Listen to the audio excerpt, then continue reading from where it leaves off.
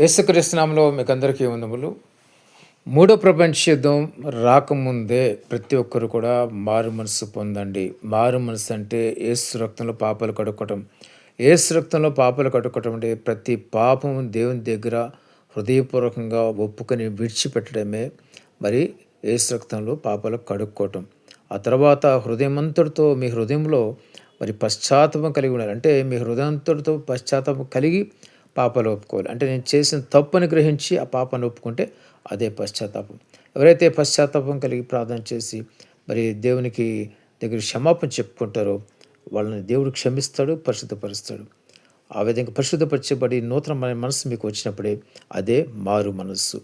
కాబట్టి దేవుని వాక్యం ఏం సెలవిస్తుందంటే అంతటా అందరూ మారు మనస్సు పొందవలని దేవుని ఆజ్ఞ అని ఉంటుంది. దేవుని ఆజ్ఞ మారు మనస్సు పొందమని చెప్తున్నాడు. దేవుడు ఆజ్ఞాపిస్తున్న అందరికీ, ప్రతి ఒక్కరికి, క్రైస్తవులు కాదు, హిందువులు కాదు, వాళ్ళు వీళ్ళు ప్రపంచ జనాభా అందరికీ దేవుడిచ్చిన ఆజ్ఞ ఏంటంటే మారు మనస్సు పొందండి అని చెప్తాడు. అయితే ఈ మారు మనస్సు పొందడం మాట అందరికీ అర్థం కాదు. మరి ఎవరి కులాలు ఎవరి మతాలు వాళ్ళకు ఉన్నాయి కాబట్టి అది మాకు కాదనుకుంటారు. కానీ యేసుక్రీస్తు ప్రతి ఒక్కరి కొరకు చనిపోయిన గొప్ప దేవుడు. మానవ రూపంలో వచ్చి మన కొరకు చనిపోయి రక్తాన్ని చిందించడం మన పాపల కొరకు. ఈ విషయాన్ని ఒక బ్రాహ్మణ్, ఒక పూజారి చెప్తున్నాడు. యేసు ప్రభు ఒక వర్గానికి ప్రభు కాదు, యేసు ప్రభు అందరికీ రక్షకుడైన అని చెప్తున్నాడు. ఒక బ్రాహ్మణ్ చెప్తున్నాడు. ఒక బ్రాహ్మణ్ ఆయన మరి మార్పు మరి కన్వర్ట్ కాలేదు, కానీ బైబిల్ అంతా చదివాడు అని చెప్పే మాట ఏంటంటే యేసు ప్రభు ఒక వర్గానికి కాదు, ప్రపంచం లోకంలో అందరికీ ఆయన రక్షకుడు, లోకంలో అందరికీ ఆయన ప్రభు అని చెప్తున్నాడు. అంత గొప్ప మాటలు చెప్తున్నాడు. ఆయన గొప్ప వ్యక్తి.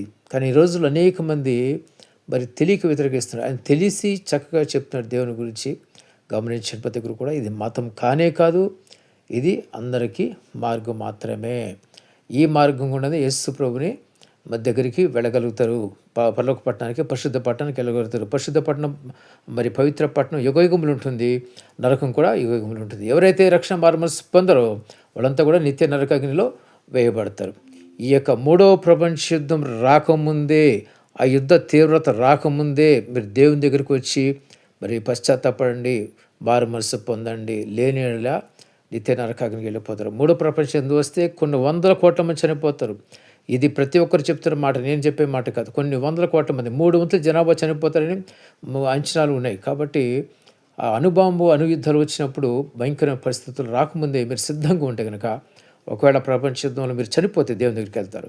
కాబట్టి గమనించిన ప్రతి ఒక్కరు కూడా సిద్ధంగా ఉండండి, పరిశుద్ధంగా ఉండండి. దేవుని రాజ్యాన్ని మీరు వెళ్తారు. దేవుడి మాటలు దీవించి ఆశించిన గాక. ఆమేన్.